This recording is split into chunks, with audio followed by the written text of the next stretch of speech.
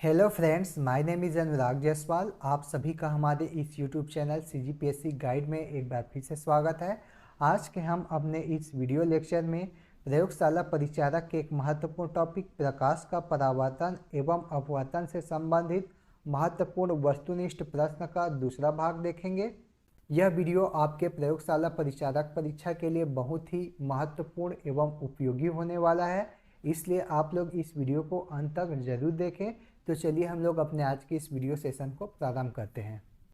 हमारा पहला प्रश्न है, निम्न में से किस स्थान में उत्तल दर्पण का उपयोग किया जाता है। तो हमारे पास यहाँ पर दो क्षेत्र दिया गया है। पहला है वाहनों में पीछे देखने वाले दर्पण, जिसे रिव्यू मिरर कहते हैं।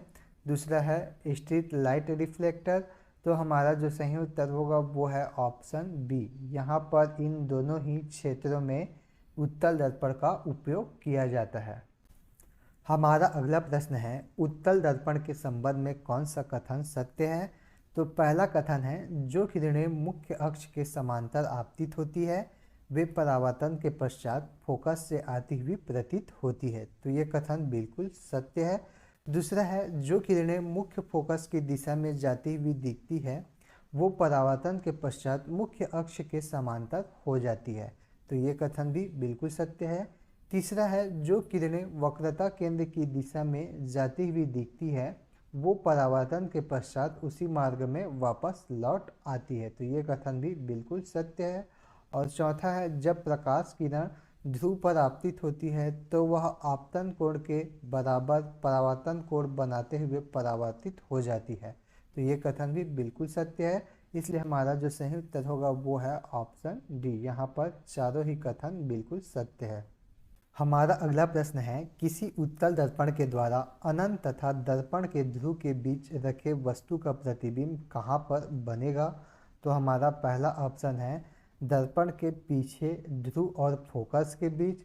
दूसरा है दर्पण के पीछे ध्रुव पर। तीसरा है दर्पण के पीछे फोकस में। और चौथा है उपरोक्त में से कोई नहीं। तो हमारा जो सही उत्तर है वो है ऑप्शन ए, दर्पण के पीछे ध्रुव और फोकस के बीच। ठीक है, तो आप लोग को याद रखना है, किसी उत्तल दर्पण के द्वारा अनंत तथा दर्पण के ध्रुव के बीच रखे वस्तु का प्रतिबिंब कहाँ पर बनेगा, दर्पण के पीछे ध्रुव और फोकस के बीच।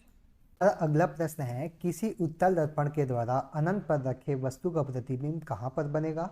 तो हमारा जो सही उत्तर है वो है ऑप्शन सी, दर्पण के पीछे फोकस पर। ठीक है, तो आप लोग को याद रखना है, किसी उत्तल दर्पण के द्वारा अनंत पर रखे वस्तु का प्रतिबिंब कहाँ पर बनता है, तो दर्पण के पीछे फोकस में। हमारा अगला प्रश्न है, उत्तल दर्पण के लिए फोकस दूरी और वक्रता त्रिज्या के मध्य सही संबंध कौन सा है।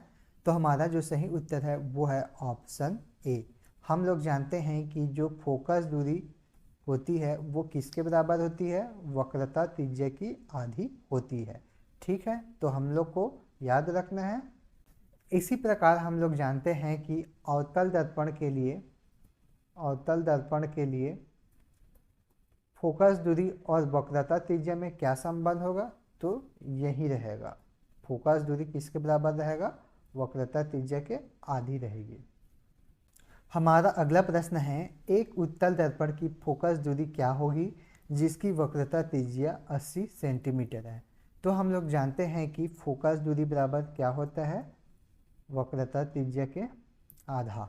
तो इसलिए हम लोग यहाँ पर क्या रखते हैं, आर का मान कितना रखेंगे, यहाँ पर 80 रखेंगे। तो फोकस दूरी कितना आ जाएगा, ये भाग जाएगा तो कितना आ जाएगा, 40। ठीक है, तो हम लोग का जो सही उत्तर होगा वो क्या होगा, यहाँ पर ऑप्शन ए, 40 सेंटीमीटर। ठीक है। हमारा अगला प्रश्न है, यदि दर्पण का परावर्तक पृष्ठ अंदर दबा हुआ प्रतीत हो तो वह कौन सा दर्पण होगा। तो हमारा जो सही उत्तर है वो है ऑप्शन बी, अवतल दर्पण, जिसको हम लोग कॉनकेव मिरर भी कहते हैं। ठीक है, यदि दर्पण का परावर्तक पृष्ठ अंदर दबा हुआ प्रतीत हो तो वह कौन सा दर्पण होगा, अवतल दर्पण होगा। हमारा अगला प्रश्न है, अभिसारी दर्पण किसे कहा जाता है। तो हमारा जो सही उत्तर होगा वो है ऑप्शन बी, अवतल दर्पण को अभिसारी दर्पण कहा जाता है। यहाँ पर हमें अभिसारी दर्पण को समझना होगा। तो अभिसारी दर्पण वह दर्पण होता है जो प्रकाश की समांतर किरणों को एक बिंदु पर एकत्रित करता है। हमारा अगला प्रश्न है, अवतल दर्पण में बने प्रतिबिंब के संबंध में कौन सा कथन सत्य है? तो पहला कथन है, इसमें प्रतिबिंब वास्तविक या आभासी होता है, जो कि बिल्कुल सत्य है। दूसरा है, इसमें प्रतिबिंब सीधा या उल्टा होता है, तो ये भी सत्य है। तीसरा है, इसमें प्रतिबिंब वस्तु के आकार से छोटा, बड़ा या समान हो सकता है, तो ये भी सत्य है। इसलिए हमारा जो सही उत्तर होगा वो है ऑप्शन डी, उपरोक्त सभी। यहाँ पर तीनों ही कथन बिल्कुल सत्य है। हमारा अगला प्रश्न है, अवतल दर्पण का उपयोग निम्न में से किस क्षेत्र में किया जाता है? तो पहला है सेविंग दर्पण के रूप में, तो ये सही है। दूसरा है दंत चिकित्सक, ये भी सही है। तीसरा है हेडलाइट एवं सर्च लाइट में, तो ये भी सही है। चौथा है सौर भट्टियों में सूर्य के प्रकाश को केंद्रित करने के लिए, तो ये भी सही है। तो हम लोग देखते हैं कि अवतल दर्पण का जो उपयोग है वो कौन से क्षेत्र में किया जा रहा है। सेविंग दर्पण के रूप में, दंत चिकित्सा में, हेडलाइट एवं सर्च लाइट में, सौर भट्टियों में सूर्य के प्रकाश को केंद्रित करने के लिए। तो इसलिए हमारा जो सही उत्तर होगा ये ऑप्शन डी, उपरोक्त सभी। हमारा अगला प्रश्न है, अवतल दर्पण के द्वारा अनंत पर रखे वस्तु के प्रतिबिंब से संबंधित कौन सा कथन सत्य है? पहला है वस्तु का प्रतिबिंब फोकस पर बनेगा, जो कि बिल्कुल सत्य है। दूसरा है वस्तु का प्रतिबिंब बिंदु आकार का और उल्टा बनेगा, तो ये भी सत्य है। तीसरा है वस्तु का प्रतिबिंब वास्तविक बनेगा, तो ये भी सत्य है। और चौथा है उपरोक्त सभी। तो इसलिए हमारा जो सही उत्तर होगा वो है ऑप्शन डी, उपरोक्त सभी। यहाँ पर तीनों ही कथन बिल्कुल सत्य है। ठीक है, तो आप लोग को याद रखना है, अवतल दर्पण के द्वारा अनंत पर रखे वस्तु का प्रतिबिंब कैसे बनेगा? तो वस्तु का प्रतिबिंब फोकस पर बनेगा, बिंदु आकार का रहेगा और उल्टा रहेगा। और जो वस्तु का जो प्रतिबिंब है वो कैसा रहेगा? वास्तविक रहेगा। हमारा अगला प्रश्न है, अवतल दर्पण के द्वारा अनंत और वक्रता केंद्र के बीच रखे वस्तु के प्रतिबिंब से संबंधित कौन सा कथन सत्य है? तो हम लोग यहाँ पर पहला कथन देखते हैं, वस्तु का प्रतिबिंब फोकस और वक्रता केंद्र के बीच में बनेगा। दूसरा है वस्तु का प्रतिबिंब छोटा और उल्टा बनेगा। तीसरा है वस्तु का प्रतिबिंब वास्तविक बनेगा। तो हमारा जो सही उत्तर होगा वो है ऑप्शन डी। यहाँ पर तीनों ही कथन बिल्कुल सत्य है। तो आप लोग को याद रखना है, यदि अवतल दर्पण के द्वारा अनंत और वक्रता केंद्र के बीच रखे वस्तु का प्रतिबिंब कहाँ पर बनेगा, इसको हम लोग जानना चाहेंगे। तो कहाँ पर बनेगा? फोकस और वक्रता केंद्र के बीच में बनेगा। और जो प्रतिबिंब होगा वो छोटा और उल्टा होगा। और क्या होगा? जो प्रतिबिंब है वो वास्तविक बनेगा। हमारा अगला प्रश्न है, अवतल दर्पण के द्वारा वक्रता केंद्र पर रखे वस्तु के प्रतिबिंब से संबंधित कौन सा कथन सत्य है? तो पहला है वस्तु का प्रतिबिंब वक्रता केंद्र पर बनेगा, जो कि बिल्कुल सत्य है। दूसरा है वस्तु का जो प्रतिबिंब है वो वस्तु के आकार का और उल्टा बनेगा, तो ये भी कथन बिल्कुल सत्य है। तीसरा है वस्तु का प्रतिबिंब वास्तविक बनेगा, तो ये कथन भी बिल्कुल सत्य है। इसलिए हमारा जो सही उत्तर होगा वो है ऑप्शन डी। यहाँ पर तीनों ही कथन बिल्कुल सत्य है। ठीक है, तो आप लोग को याद रखना है, अवतल दर्पण के द्वारा वक्रता केंद्र पर रखे वस्तु का प्रतिबिंब कैसा बनेगा? तो वस्तु का जो प्रतिबिंब है वो वस्तु के आकार का बनेगा, उल्टा बनेगा और वास्तविक बनेगा। परंतु कहाँ पर बनेगा? वो वक्रता केंद्र पर ही बनेगा। हमारा अगला प्रश्न है, अवतल दर्पण के द्वारा वक्रता केंद्र और फोकस के बीच रखे वस्तु के प्रतिबिंब से संबंधित कौन सा कथन सत्य है? तो पहला है वस्तु का प्रतिबिंब अनंत और वक्रता केंद्र के बीच बनेगा, जो कि बिल्कुल सत्य है। दूसरा है वस्तु का प्रतिबिंब वस्तु से बड़ा और उल्टा बनेगा, तो ये कथन भी बिल्कुल सत्य है। तीसरा है वस्तु का प्रतिबिंब वास्तविक बनेगा, तो ये कथन भी बिल्कुल सत्य है। इसलिए हमारा जो सही उत्तर होगा वो है ऑप्शन डी।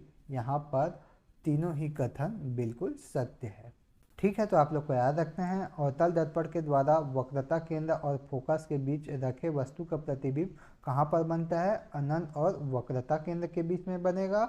और जो प्रतिबिंब होगा वो वस्तु से बड़ा और उल्टा होगा, इसके साथ ही वह वास्तविक भी होगा। हमारा अगला प्रश्न है, अवतल दर्पण के द्वारा फोकस में रखे वस्तु के प्रतिबिंब से संबंधित कौन सा कथन सत्य है। तो पहला है वस्तु का प्रतिबिंब अनंत में बनेगा, जो कि बिल्कुल सत्य है। दूसरा है वस्तु का प्रतिबिंब वस्तु से बहुत बड़ा और उल्टा बनेगा, तो ये कथन भी बिल्कुल सत्य है। तीसरा है वस्तु का प्रतिबिंब वास्तविक बनेगा, तो ये कथन भी सत्य है। इसलिए हमारा जो सही उत्तर होगा वो है ऑप्शन डी। यहाँ पर तीनों ही कथन बिल्कुल सत्य है। ठीक है, तो आप लोग को याद रखना है, अवतल दर्पण के द्वारा फोकस में रखे वस्तु का प्रतिबिंब कहाँ पर बनेगा, अनंत पे बनेगा। प्रतिबिंब कैसा रहेगा, वस्तु से बड़ा और उल्टा रहेगा, और जो प्रतिबिंब है वो वास्तविक बनेगा। हमारा अगला प्रश्न है, अवतल दर्पण के द्वारा फोकस और ध्रुव के बीच में रखे वस्तु के प्रतिबिंब से संबंधित कौन सा कथन सत्य है। तो पहला है वस्तु का प्रतिबिंब दर्पण के पीछे में बनेगा, जो कि बिल्कुल सत्य है। दूसरा है वस्तु का जो प्रतिबिंब है वो वस्तु से बड़ा और सीधा बनेगा, जो कि बिल्कुल सत्य है। तीसरा है वस्तु का प्रतिबिंब आभासी बनेगा, तो ये कथन भी सत्य है। इसलिए हमारा जो सही उत्तर है वो है ऑप्शन डी। यहाँ पर तीनों ही कथन बिल्कुल सत्य है। तो आप लोग को याद रखना है, अवतल दर्पण के द्वारा फोकस और ध्रुव के बीच में रखे वस्तु का प्रतिबिंब कहाँ पर बनेगा, तो दर्पण के पीछे बनेगा, और जो प्रतिबिंब होगा वो वस्तु से बड़ा होगा और सीधा होगा। और जब यहाँ पर सीधा है तो जो वस्तु होगा उसका जो प्रतिबिंब होगा वो कैसा होगा, आभासी होगा। हमारा अगला प्रश्न है, दर्पण के सामने रखे वस्तु के प्रतिबिंब की ऊंचाई और वस्तु की ऊंचाई के अनुपात को क्या कहा जाता है। तो हमारा जो सही उत्तर है वो है ऑप्शन ए। क्या कहा जाता है, उसे आवर्धन कहा जाता है। तो आप लोग को याद रखना है, आवर्धन बराबर क्या होता है, प्रतिबिंब की ऊंचाई बटे वस्तु की ऊंचाई। ठीक है, तो इसको आप लोग को याद रखना है। हमारा अगला प्रश्न है, आभासी प्रतिबिंबों के लिए प्रतिबिंब की ऊंचाई किसमें होनी चाहिए। तो हमारा जो सही उत्तर है वो है ऑप्शन बी, धनात्मक। ठीक है, आप लोग को याद रखना है, आभासी प्रतिबिंबों के लिए प्रतिबिंब की ऊंचाई किसमें होनी चाहिए, धनात्मक में होनी चाहिए। हमारा अगला प्रश्न है, वास्तविक प्रतिबिंबों के लिए प्रतिबिंब की ऊंचाई किसमें होनी चाहिए। तो हमारा जो सही उत्तर है वो है ऑप्शन ए, ऋणात्मक। ठीक है, तो आप लोग को याद रखना है, वास्तविक प्रतिबिंबों के लिए प्रतिबिंब की ऊंचाई ऋणात्मक होनी चाहिए। हमारा अगला प्रश्न है, गोली दर्पण सूत्र में निम्न में से किसके मध्य संबंध बताया जाता है। तो पहला है ध्रुव से वस्तु के बीच की दूरी, जिसको हम लोग u से दर्शाते हैं। दूसरा है ध्रुव से प्रतिबिंब की दूरी, जिसको हम लोग v से दर्शाते हैं। तीसरा है ध्रुव से मुख्य फोकस की दूरी, जिसको हम लोग f से दर्शाते हैं। तो हमारा जो सही उत्तर होगा वो है ऑप्शन डी। ठीक है, तो आप लोग को याद रखना है, गोली दर्पण सूत्र में किसके किसके मध्य संबंध बताया जाता है। तो ध्रुव से वस्तु के बीच की दूरी, ध्रुव से प्रतिबिंब की दूरी, और ध्रुव से मुख्य फोकस की दूरी। और वो संबंध क्या होता है, तो 1/v plus 1/u equal 1/f। ठीक है, तो ये क्या है, गोली दर्पण का सूत्र है। इसको आप लोग को अच्छे से याद रखना है। तो यह था हमारा आज का वीडियो लेक्चर, जिसके अंतर्गत हम लोगों ने प्रकाश का परावर्तन एवं अपवर्तन के जो वस्तुनिष्ठ प्रश्न हैं उसका दूसरा भाग देखा है। यदि आप लोगों को यह वीडियो पसंद आता है तो इस वीडियो पर लाइक और कमेंट करना ना भूलें। साथ ही हमारे इस चैनल को सब्सक्राइब जरूर करें। आज के लिए बस इतना ही, धन्यवाद।